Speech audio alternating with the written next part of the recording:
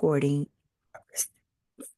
Hello, everybody. Welcome to one more Amanda Lifestyle is Tired show episode of today, brought to you by endless trips and fun times, enjoying life and taking care of a zoo.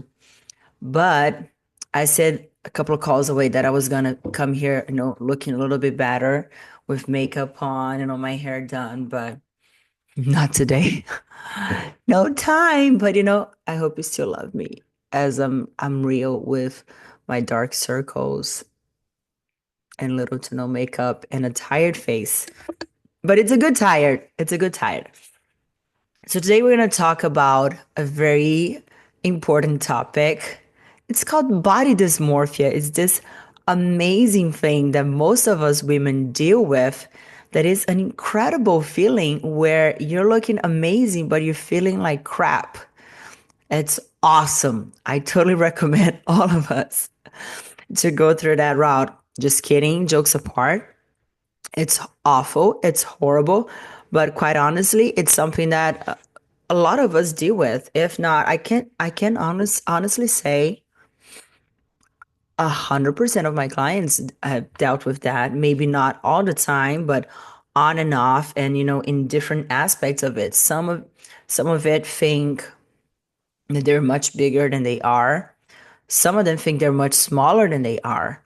And it's an issue because it can really ruin our life momentarily. And if you let it happen, it can keep ruining our lives for a longer period of time. I'm gonna give a little background of, my story with body dysmorphia. Then we're gonna talk about what it is brought to our story, our concept of the call today. I'm going to talk about some mechanisms that I used to deal with to get rid of it. And then we're going to open for our beautiful Q&A at the end of the call. If you girls have any questions while we're talking, please feel free. I'm going to leave the chat open here. If you have any questions, feel free to jump in, okay? So, my story with body dysmorphia, it goes back. Let's go back in the time. But that's a black street for those of you who are uncultured about music.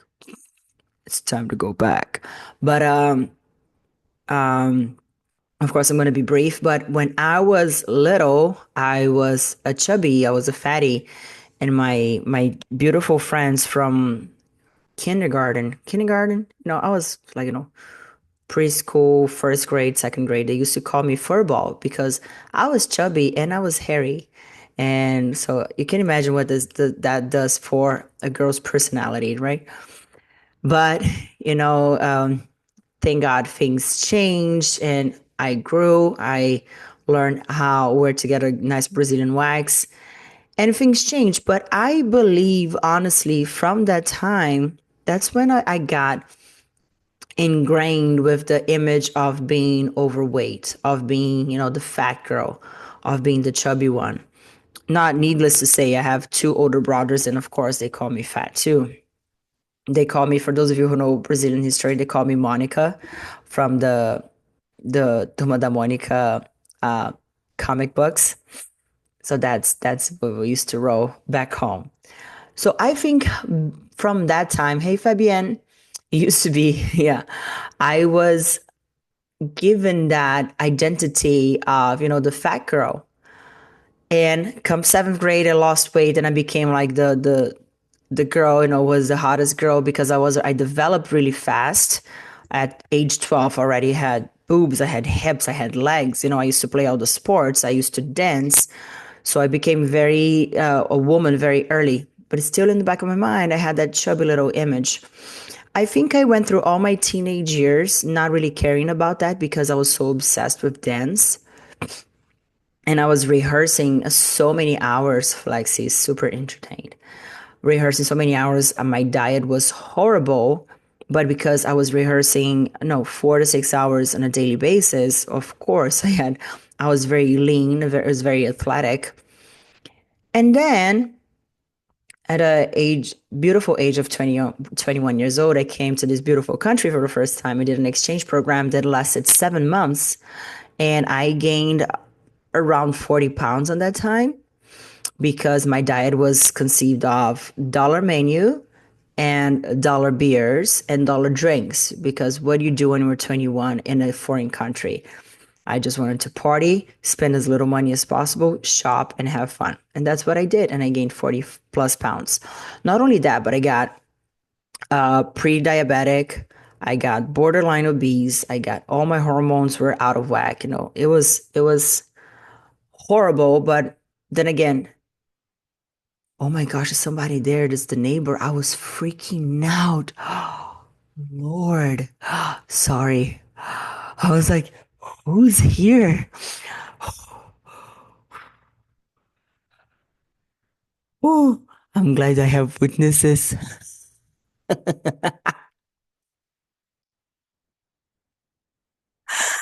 Oh, let me compose myself a little bit. I lost track. So, Breathe, okay. girl, breathe, breathe. I saw your face. Did you guys freak out too? Like, who's there with Amanda? Which one of her boyfriends is there? No boyfriends. No boyfriends. Just me and my zoo. Okay. So I got back. So my hormones were all out of whack. But then again, it was the second time that, being overweight and being considered the fat girl got ingrained in my identity. And it's such a like a little parenthesis, great parenthesis to do here, how much of our brains and our mindset we are as human beings, we're naturally leaning towards the negative bias. And that's proven scientifically. If there's something positive and there's something negative, we tend to go to the negative side for survival purposes. So, history shows that people who pay more attention to the negative aspects of things, they tend to survive because they're more precautious. So that's how, throughout evolution of humankind, that's how we developed. So it's so interesting to see that I had one episode that I was called fat when I was a kid. I mean, that probably lasted a full year. But then from seventh grade up until which I must have been with 12 until when I was 21. So that's 9 years. I was at a perfectly normal weight. So, and that was, I didn't compute that as like being fit, being athletic. But then at the age 21, 22, that's when I gained all the weight here in America. And then the negative bias of being fat, it came back to me. Interesting that, right? Um, so then I started losing weight again. And you all know my fitness journey. If you don't know, you should know. If you don't know, now you know, Wigga. But can say that, can sing that. But then I started losing weight, losing weight, losing weight, and getting fit, and started doing competitions. 20 years passed by. I dealt with binge eating disorder and all of those things, and an excessive restrictive dieting, and an excessive fun times where I would eat so much and gain 20, 30 pounds in maybe a week or a couple of days. So I was fluctuating my weight so much, so much. And I think that mixed with the bodybuilding, mixed with the restrictive diet, not only helped me, led me towards the body dysmorphia, but also the binge eating disorder. Both that I believe have somewhat of a connection. We're not going to talk about this today, but I believe they tend to walk, if they're not relationship of causation, but a correlation. So they usually walk hand in hand, even though one doesn't necessarily causes the other. But talking about the body dysmorphia is every time I gained a little bit of weight, my brain immediately went to that negative bias of like, I'm so heavy. I'm the fat girl again. I'm the heavy girl again. I'm the one that people are judging because she's overweight. I'm the one that people are pointing fingers at because her stomach is blowing out. I'm the one who's too big. I'm the Monica.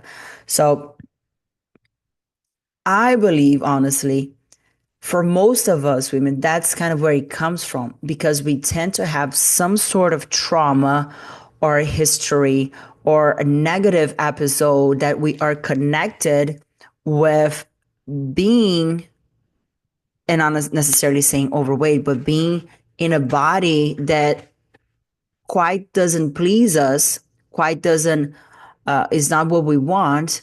But then we are attached to that due to our negative bias as human beings. That's where I believe it comes from. That's my story with body dysmorphia.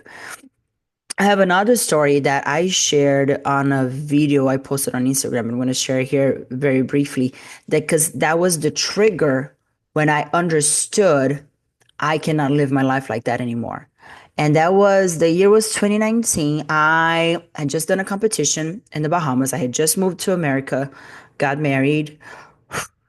Then I did my competition in the Bahamas. That was in August. September, I flew back to Brazil. It was my best friend's wedding, which her birthday is tomorrow, by the way.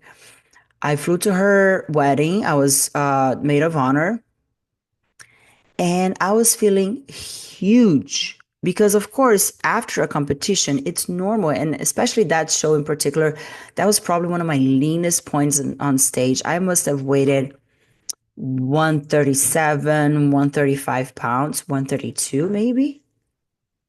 Can't quite remember.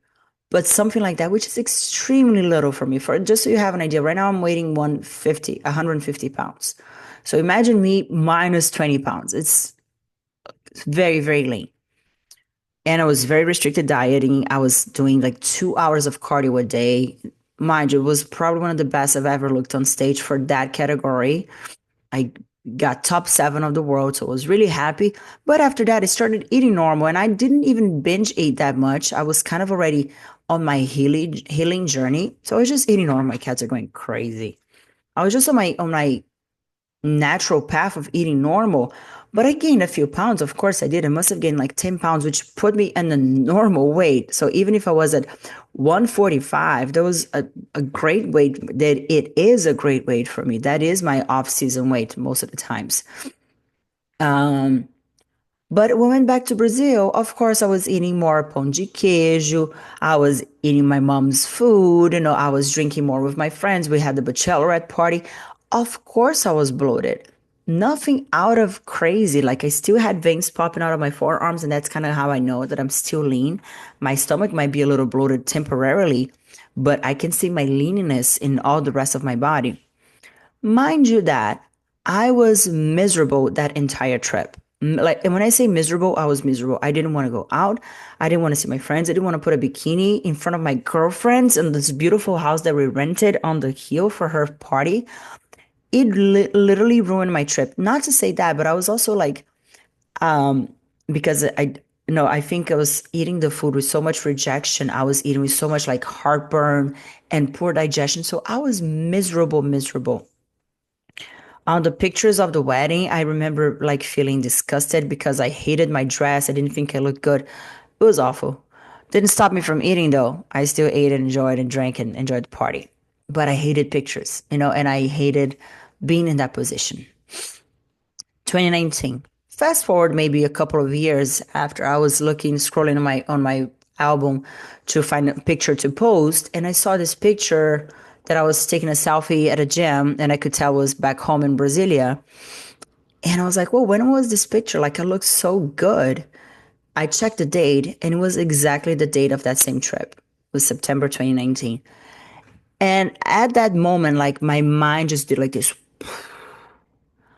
Like, how come I looked I looked incredible, like veins popping out, like stomach. I could see lines on my stomach. Excuse me.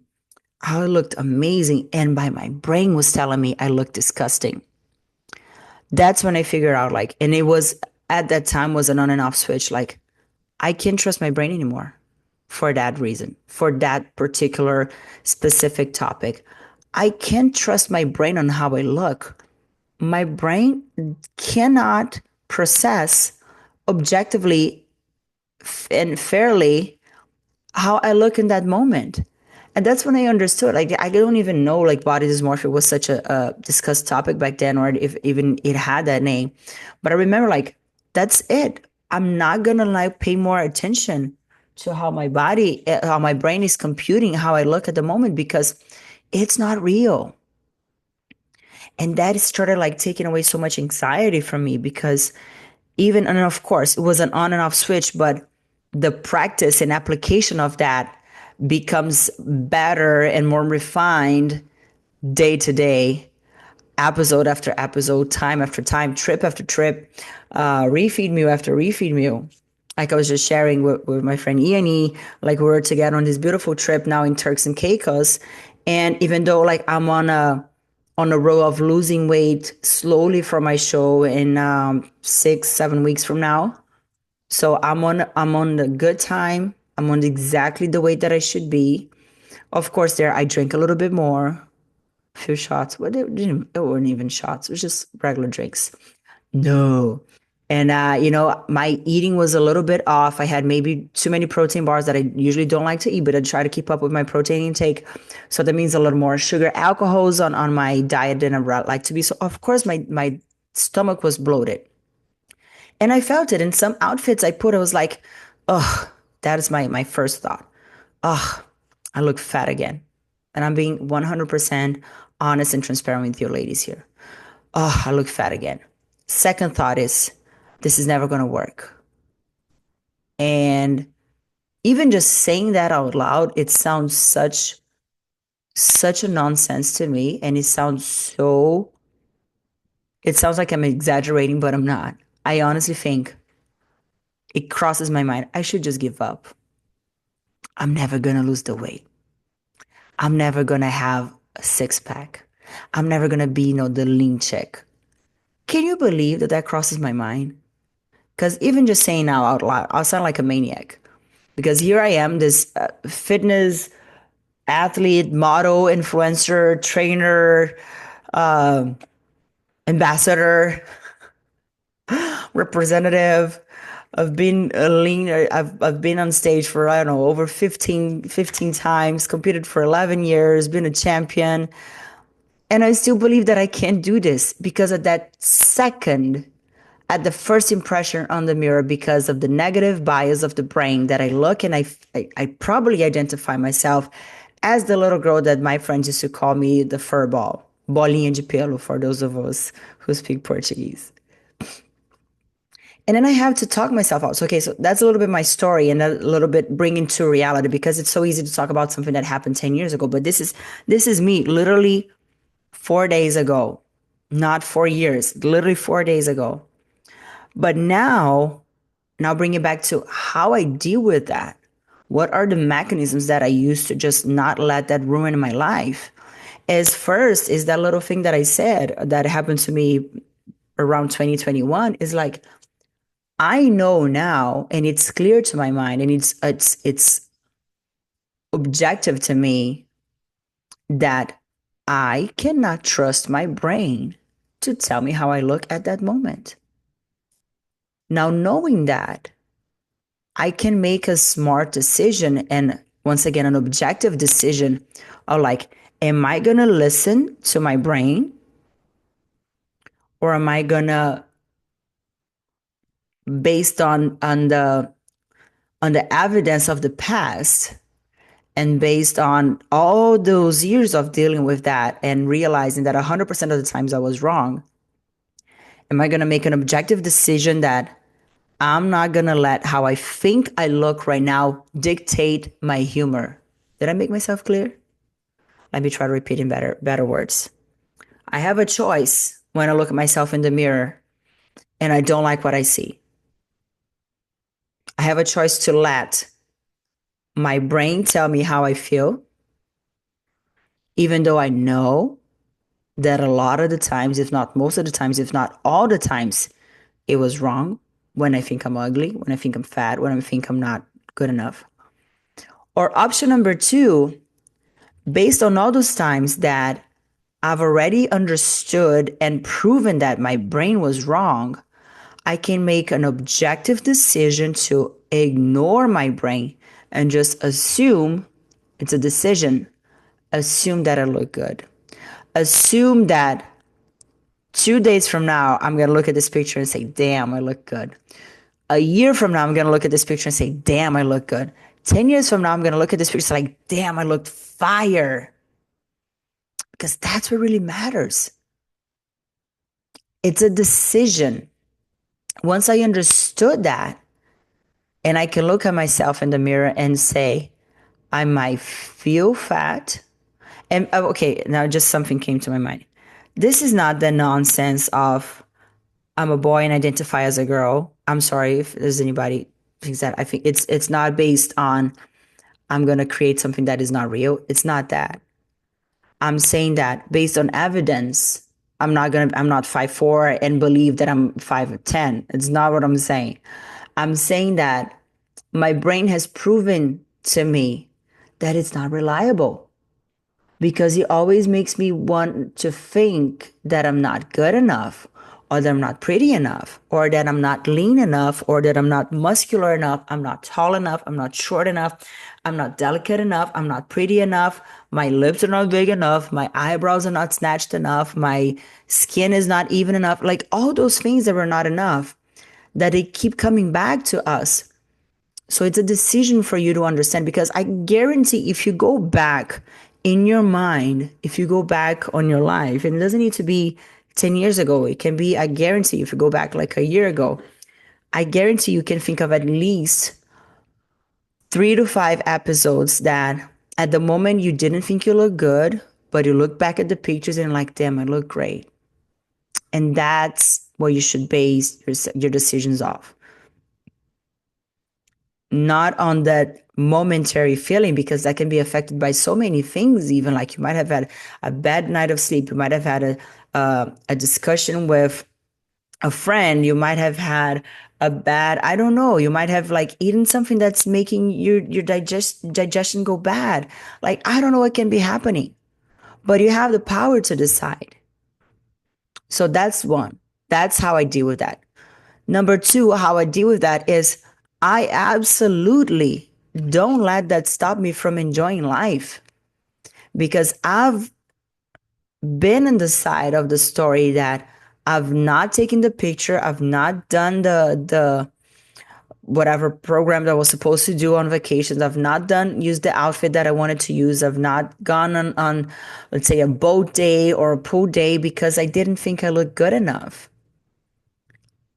And fast forward 6 months, a year, I'm like, I looked good enough. I should have done that. I should have joined that. I should have, gotten to the pool. I should have done the boat ride. I should have gone to the restaurant. I should have gone on the date. I should have taken the pictures. I wish I had pictures to show. So, one, I make a conscious decision of not letting that momentary impression of how I look dictate my humor. Second, I don't stop doing the things that I was supposed to do, and I don't stop doing the things that I would do if I thought I looked perfect. And a great example was just this trip that we had. Um, I used to be so self conscious of myself in a bikini. I wouldn't be in a bikini unless I looked perfect, or I wouldn't be in a sports bra unless I looked perfect. Lines on my abs, completely snatched, and if I didn't, I would quickly cover myself up, especially like on a boat day that I had a couple of days ago. I would put a cover up, I would put a shirt, I would, just lay down with my stomach facing down. And then I figured like this is so much pressure. Like who cares? This is supposed to be for me, not for others. I know nobody else cares. It's a me and me thing. Nobody's looking at me and pointing fingers like, ah, look at her stomach. And if they are, they shouldn't be in my life anyway. And their opinions, it doesn't matter to me. It's about what I think of myself. And now that I understood, one, that my brain is not 100% reliable. Second, that I'm not going to stop doing the things that I would love to do, even if I look perfect. Third, it really doesn't matter. What if my stomach is a little bloated? Am I going to stop living life because I'm not perfect? Who's being the judge of that? Nobody is. It's ourselves.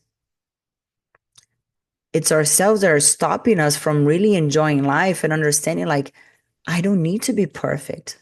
I don't need to be no have no cellulite, no stretch marks, no bloating, no little body fat here and there to enjoy life in a bikini. Like nobody cares. And little by little, you're going to start stripping yourself from that judgment of body dysmorphia and understanding that it's really it's really not mandatory that you feel bad about your body. You have the power to change that. You have the power to understand that, like, I don't necessarily need to abide by my feelings right now. I'm choosing to just say, like, I'm just gonna assume I look amazing. And I'm gonna live life like I look amazing. And I'm gonna enjoy this vacation, this trip, this whatever, like I look amazing because it shows confidence really makes you do look amazing. And a lot of times it's so interesting when I'm at my heaviest, when I feel that I'm not attractive, but I just don't care. I'm like, you know what? I'm not gonna pay attention to this. Is when I get the most attention. Not that that's an accurate measurement device, but it's when people are like, oh, you look so beautiful, like you're so confident. Like, it's because I don't care anymore. I stopped being a slave to how I think my body looks. And I just assume I look amazing. And last but not least, after you understand that you are entirely and completely in charge of your body condition, your body's condition, whether you're leaner, you're a little on the heavier side, and you understand that that's a transitory condition, that just because you're lean doesn't mean you're going to be lean forever. Just because you're a little overweight doesn't mean you're going to be overweight forever, that the body changes constantly.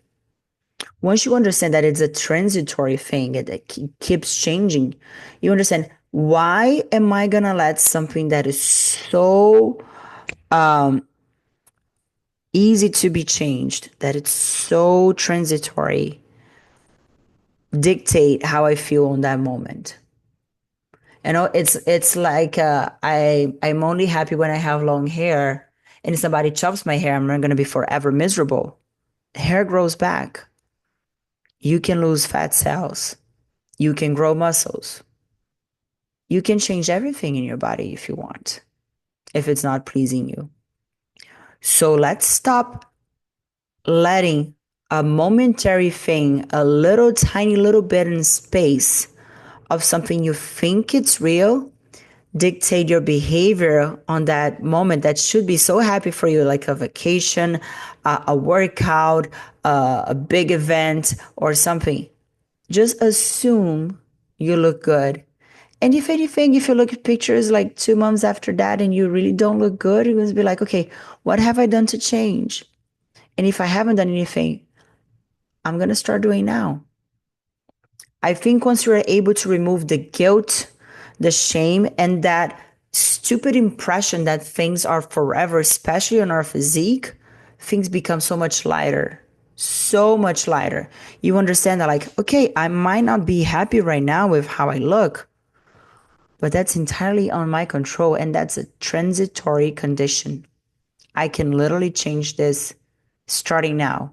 And I just need to be patient to wait to see the change. But I can start my change, my transformation right now.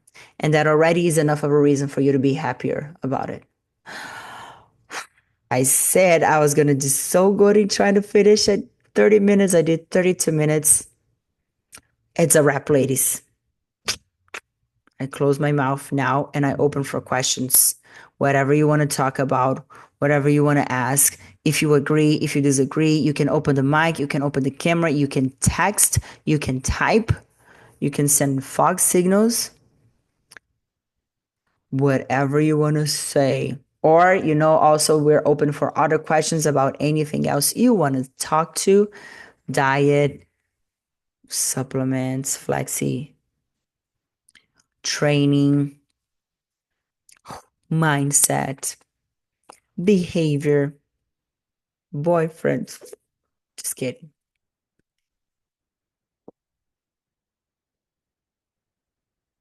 Anybody has any questions? I'm gonna call you out. I'm gonna open up cameras here if you don't volunteer. Flexi, do you have a question, Flexi? Flexi is enjoying herself on her new palace. Doliuma. I don't know how to say that in English. Doliuma. Doliduas. No questions? No questions, ladies and gentlemen? Then I think we're gonna wrap it up. I love when you send questions. But that's okay. Did it help this talk about body dysmorphia? No question. Just want to see give your thumbs up or send hearts. I don't know how to do that. How can you? Hello, Amanda. Hi, everybody. Hey, my It love, how are was you? good, thanks. It made me think a lot today. I made my daughter take some of my pictures for my back, and I was looking. I'm like, oh my God, I'm so fat, and I was like, Fabian, are you for real? Like, are you for real? You lost all that weight. And I couldn't believe that I was thinking, oh my God, I'm so fat, I'm so this, I'm so. I was like looking at the picture. My daughter was like, are you crazy, mom? You look great, you look great. So I needed to hear that talk tonight That makes me so because, happy, my love. yeah, Because just share with us real quick, how many pounds have you lost in the last year? about 38 pounds. 38 pounds. It's ridiculous that I'm thinking that I'm fat. Yeah. I mean, it's not ridiculous. Now you understand where it comes from. Yes, yes. So now that you know, you understand, like, first of all, be careful with the impact of those words to your daughter, because they really listen to those things. And I'm sure, like, I got it from my mom. My mom does the same thing, and it's not a judgmental thing. We all do. We all Yeah. do. My mom, she looks amazing, but she's like, oh, I'm so fat. Like, mom, you look great. Of course, could we be doing some better things? Of course we could. We all can. We can always do better. That's not a competition of doing all the things that we could. It's a life. Sometimes we're doing better, sometimes we're not doing as good. And it's okay. We don't need to be perfect. Nobody here is competing for perfection. We're not trying to be 5% body fat all the time and not have any fun. I'd rather have some fun and be 15% body fat. So it's be really attentive of those conversations we have with ourselves and catch those thoughts in your mind before they actually transform into words. Because you're not fat. Do you have more body fat to lose? Absolutely. So do I. So do all of us. We're women. We do have body fat in our bodies. Hopefully, if not, we just become little twigs. And we don't want that because that's not healthy. So it's understanding that once that thought comes to mind, it's like, wait, I'm not fat. Look at all this path that I've done. Look at all this transformation that I've done. And I've done it consistently for over a year. So this is here to stay. I look amazing. Can I improve some things? Of course I can and I will. And I'm going to keep doing it. And for now, I'm pleased with this. Like I see some pictures that I took on this vacation that are like, stomach is a little popping out too much. So what do? I just ignore them. Like, F that. I'm not gonna be like obsessing over my flaws and over my defects. Hell no. I've been there, done that. I obsess now over the pictures that I look amazing. And there's that. It's the power of focus, intention, and decision. Neighbor's still there. I think he's understanding something's happening. Maybe I should go introduce myself. No. Ay, ay. Any other comments, ladies? Comments, concerns, add-ons?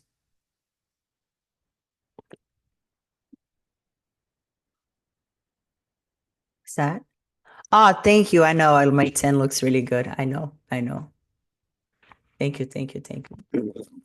Girls, we're going to wrap it up. Thank you so much for participating. Always a pleasure to share these little nuggets with you. I feel like we can go deeper in some topics that we can't quite on our sessions or on our coaching check ins. If you have anything you'd like us to talk about next week, please send me your fog sign messages. We'll see each other, whatever you want to communicate with me. Feel free to share this link with your friends, sisters, cousins, whoever you want to share. Okay, it's the same link for each week. So you can just save that link. It's going to be the same link every week. The videos are currently being uploaded to YouTube, so you're going to see them soon. Okay, especially from the last week, because I know there's some people watching, some people waiting. And thank you so much. I love you, girls. Thank you for participating. See you, some of you tomorrow. Bye. Recording stopped.